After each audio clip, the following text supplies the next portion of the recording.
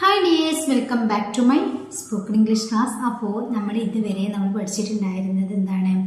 കുറച്ച് സെൻറ്റൻസുകൾ ക്രിയേറ്റ് ചെയ്യാനായിട്ടാണ് അല്ലേ? ഡെയിലി യൂസ് ചെയ്യുന്ന സെൻറ്റൻസുകളും അതുപോലെ തന്നെ ഒരുപാട് കാര്യങ്ങൾ നമ്മൾ ഇന്നലെ മിനിയാന്നായിട്ട് ഡിസ്കസ് ചെയ്ത് കഴിഞ്ഞു.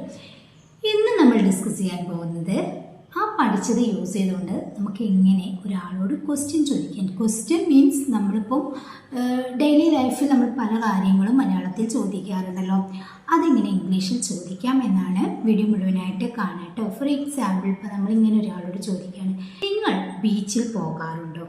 നിങ്ങൾ ബീച്ചിൽ പോകാറുണ്ടോ? അല്ലെങ്കിൽ നീ ബീച്ചിൽ പോകാറുണ്ടോ? ഈ നിങ്ങളും നീയും ഒരേ സബ്ജക്റ്റാണ് കേട്ടോ. അതിനൊക്കെ വേണ്ടിയിട്ട് നമ്മൾ യൂസ് ചെയ്യുന്നത് എന്താണ്? യു എന്നാണ്. അപ്പം നീ എന്ന് പറയുമ്പം യു ആണ്.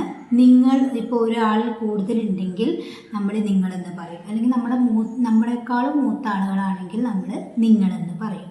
അപ്പോൾ ഇങ്ങനെ രണ്ട് സിറ്റുവേഷനിൽ നമ്മൾ നിങ്ങളെന്ന് പറയാറുണ്ട്, നീ എന്നും പറയാറുണ്ട്. ഇത് രണ്ടിനും വേണ്ടിയിട്ട് നമ്മൾ യൂസ് ചെയ്യുന്നത് ഏത് സബ്ജക്റ്റാണ്? യു എന്ന സബ്ജക്റ്റാണ്.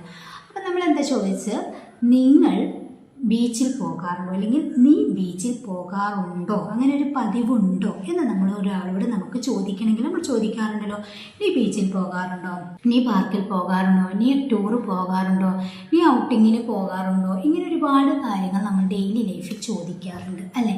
അതെങ്ങനെ നമുക്ക് ഇംഗ്ലീഷിൽ ഒരാളോട് ചോദിക്കാൻ പറ്റും? നമുക്കിങ്ങനെ നോക്കാം. നീ ബീച്ചിൽ പോകാറുണ്ടോ, അല്ലെങ്കിൽ നിങ്ങൾ ബീച്ചിൽ പോകാറുണ്ടോ എന്നാണ് നമ്മൾ ചോദിക്കുന്നത്. ഇവിടെ നമ്മുടെ സബ്ജക്റ്റ് എന്താണ്? യു എന്നാണ്. അതുകൊണ്ട് തന്നെ നമുക്ക് ഒരു ക്വസ്റ്റ്യൻ ചോദിക്കാനായിട്ട് നമുക്കൊരു ഓക്സിലറി വേണം അല്ലേ?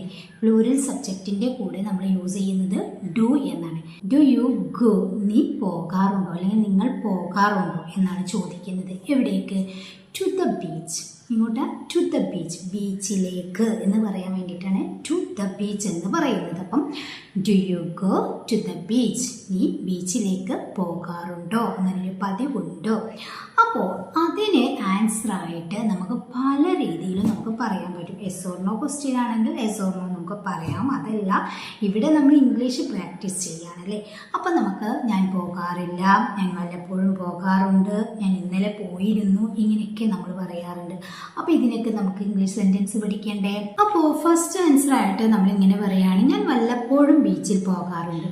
ഞാൻ വല്ലപ്പോഴും ബീച്ചിൽ പോകാറുണ്ട്. ഇന്നലെ നമ്മൾ പഠിച്ചിട്ടുണ്ടായിരുന്നില്ലേ, വല്ലപ്പോഴും അല്ലെങ്കിൽ ചിലപ്പോൾ എന്നൊക്കെ പറയാൻ വേണ്ടിയിട്ട് ഈ ഒരു സിറ്റുവേഷനിൽ നമ്മൾ യൂസ് ചെയ്യാൻ വേണ്ടിയിട്ട് ഒരു വേർഡ് പഠിച്ചിട്ടുണ്ടായിരുന്നു. അപ്പം ഞാൻ വല്ലപ്പോഴും ബീച്ചിൽ പോകാറുണ്ട്. ഇവിടെ സബ്ജക്റ്റ് ഞാനാണ്. So I go to the beach. വല്ലപ്പോഴും, ചിലപ്പോൾ, സംടൈംസ്. അപ്പം എന്താ പറയുക? ഐ ഗോ എന്നാണ് പറയേണ്ടത്. ഞാൻ പോകാറുണ്ട് എന്നാണ്. I go to the beach sometimes. വല്ലപ്പോഴും ഞാൻ ബീച്ചിലേക്ക് പോകാറുണ്ട്. അല്ലെങ്കിൽ നമ്മളിങ്ങനെ പറയാണ്, ഞാൻ ഇതുവരെ ബീച്ചിൽ പോയിട്ടില്ല. അപ്പോൾ നമുക്കവിടെ എന്ത് പറയാൻ പറ്റും? ഇതുവരെ ബീച്ചിൽ പോയിട്ടില്ല, ബീച്ചിൽ പോയിട്ടേ ഇല്ല എന്നാണ് പറയുന്നത്. അതുകൊണ്ട് തന്നെ ഐ ഹാവ്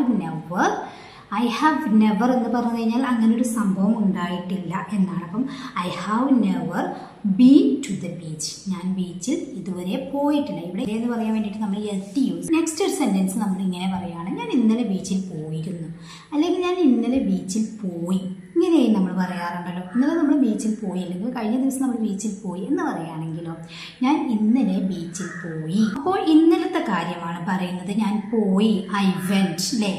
ഐ വെന്റ്, ഞാൻ പോയി. To the beach yesterday. To the beach yesterday, ഞാൻ ഇന്നലെ ബീച്ചിൽ പോയി, അല്ലെങ്കിൽ ഞാൻ ഇന്നലെ ബീച്ചിൽ പോയിരുന്നു. ഓക്കെ, ഇത് രണ്ടിനും വേണ്ടിയിട്ട് നമുക്ക് I went to the beach yesterday എന്ന് പറയാം. അപ്പോൾ കുറച്ച് സെൻറ്റൻസാണ് നമ്മൾ ഡെയിലി പഠിക്കുന്നതെങ്കിലും അത് വൃത്തിയായിട്ട് പഠിക്കുക എന്നുള്ളതാണ് നമ്മൾ ഈ ഒരു ക്ലാസ്സിൻ്റെ പ്രത്യേകത എന്ന് പറയുന്നത്. അപ്പോൾ ഈ ഒരു ക്വസ്റ്റ്യൻ നമ്മോട് ആരെങ്കിലും ഇങ്ങനെ ചോദിക്കുകയാണെങ്കിൽ നമുക്ക് ഇതുപോലുള്ള ആൻസറുകൾ കൊടുക്കാനായിട്ട് നമ്മൾ പഠിച്ചു കഴിഞ്ഞല്ലോ. നെക്സ്റ്റ്, നമ്മൾ ഒരാളോട് അല്ലെങ്കിൽ ഒരു കുട്ടിയോട് നീ എക്സാമിന് വേണ്ടി പഠിക്കുകയാണോ എന്ന് ചോദിക്കുകയാണ്. ഇപ്പോൾ നമ്മളൊരു വീട്ടിലേക്ക് കയറി അവിടെ ഒരു കുട്ടി പഠിച്ചുകൊണ്ടിരിക്കുന്നത് കാണുന്ന സമയത്ത് നമ്മൾ ഓൺ ദ സ്പോട്ടിൽ ചോദിക്കുകയാണ്, നീ എക്സാമിന് വേണ്ടി പഠിക്കുകയാണോ എന്ന് ചോദിക്കണമെങ്കിൽ നമുക്കവിടെ are you studying for the exam എന്ന് ചോദിക്കാം. Are you studying for the exam? നീ എക്സാമിന് വേണ്ടി പഠിക്കുകയാണോ? ഇനി അത് നമ്മളിപ്പം വേറെ രീതിയിലും ചോദിക്കട്ടോ. Do you study for the exam എന്നും ചോദിക്കാറില്ല. അത് നമ്മൾ കണ്ടുകൊണ്ടിരിക്കുന്നല്ല, അല്ലെങ്കിൽ നമ്മൾ വേറൊരു രീതിയിൽ നമ്മൾ ചോദിക്കുകയാണെങ്കിൽ നമുക്കവിടെ ഡു യു എന്നും യൂസ് ചെയ്തുകൊണ്ട് ഈ ഒരു സെൻറ്റൻസ് ചോദിക്കാറുണ്ട്. അത് രണ്ട് രീതിയിൽ ചോദിക്കും. ഒന്ന് നമ്മൾ കണ്ടുകൊണ്ടിരിക്കുന്ന കാര്യം ചോദിക്കുമ്പോഴാണ് ഈ ആർ യു എന്ന് യൂസ് ചെയ്യുന്നത്. R you studying for the exam? നീ എക്സാമിന് വേണ്ടി പഠിക്കുകയാണോ എന്ന് ചോദിക്കാം. അതല്ല, നമ്മളിപ്പോൾ എവിടെന്നെങ്കിലും കാണുമ്പോഴേ പഠിച്ചുകൊണ്ടിരിക്കുന്നതല്ല, അല്ലാതെ നമുക്ക് ചോദിക്കണമെങ്കിൽ അവിടെ നമുക്ക് ഡു യു സ്റ്റഡി എന്ന് വേണം പറയാം. അവിടെ സ്റ്റഡിയിങ് അല്ല പറയാ, do you study for the exam? നീ എക്സാമിന് വേണ്ടി പഠിക്കുകയാണ്. ഇങ്ങനെ രണ്ട് രീതിക്ക് നമുക്ക് ഈ ക്വസ്റ്റ്യൻ ചോദിക്കാം. സിറ്റുവേഷൻ മനസ്സിലാക്കണം കേട്ടോ. എപ്പോഴും നമുക്ക് നല്ലത് ആർ യു യൂസ് ചെയ്തുകൊണ്ട് ചോദിക്കാം. ഓൺ ദ സ്പോട്ടിൽ കണ്ടുകൊണ്ടിരിക്കുന്ന ഒരു ക്വസ്റ്റ്യൻ ചോദിക്കാൻ വേണ്ടിയിട്ട്. ഓക്കെ, ഇനി നെക്സ്റ്റ് അതിന് ആൻസർ ആയിട്ട് പറയാണ് ഞാൻ പഠിക്കുകയാണ്. ഞാൻ പഠിക്കുകയാണ് എന്ന് പറയുകയാണെങ്കിൽ എങ്ങനെ പറയാം? I M studying. Okay, I M studying. അപ്പോൾ ഇന്ന് നമ്മൾ പഠിച്ചത് ഏറ്റവും യൂസ്ഫുൾ ആയിട്ട്, ഏറ്റവും കോമൺ ആയിട്ട് നമ്മൾ ചോദിക്കുന്ന കുറച്ച് ക്വസ്റ്റ്യൻ ആൻസറുകളാണ്. ഇതിൻ്റെ സബ്ജക്റ്റും അതുപോലെ തന്നെ ചോദിക്കാനുള്ള കാര്യങ്ങൾ, ഇപ്പോൾ പഠിക്കുക എന്നുള്ളതിൽ കളിക്കുകയാണോ അല്ലെങ്കിൽ നീ ഭക്ഷണം കഴിക്കുകയാണോ ഇങ്ങനെയൊക്കെ നമുക്ക് ചോദിക്കാം കേട്ടോ. അപ്പോൾ അതിനുള്ള വെർബുകളൊക്കെ മാറ്റിക്കൊണ്ട് നിങ്ങളും സെൻറ്റൻസ് ക്രിയേറ്റ് ചെയ്യുക. നിങ്ങൾക്ക് അറിയാവുന്ന ഒരു സെൻറ്റൻസ് വേണമെങ്കിൽ കമൻറ്റിൽ അറിയിക്കുകയും ചെയ്യാം കേട്ടോ. അപ്പോൾ ഈ വീഡിയോ നിങ്ങൾക്ക് ഇഷ്ടപ്പെട്ടിട്ടുണ്ടെങ്കിൽ ലൈക്ക് ചെയ്യുക, ഷെയർ ചെയ്യുക. ചാനൽ ഇതുവരെ സബ്സ്ക്രൈബ് ചെയ്തിട്ടില്ലെങ്കിൽ പ്ലീസ് ഒന്ന് ചാനൽ സബ്സ്ക്രൈബ് ചെയ്യുക. മുമ്പത്തെ എല്ലാ വീഡിയോസും കണ്ട് സപ്പോർട്ട് ചെയ്യുക. അതുപോലെ തന്നെ നമ്മളെ വിഷ്വൽസ് പാലസും കണ്ട് സപ്പോർട്ട് ചെയ്യുക കേട്ടോ. ലൈവ് ക്ലാസ് സ്റ്റാർട്ട് ചെയ്തിട്ടുണ്ട്. ഇനി ഞാൻ എന്നാ ഉള്ളതെന്ന് ഞാൻ വീഡിയോയിൽ പറയാം കേട്ടോ. അപ്പോൾ ശരി, താങ്ക് യു സോ മച്ച്.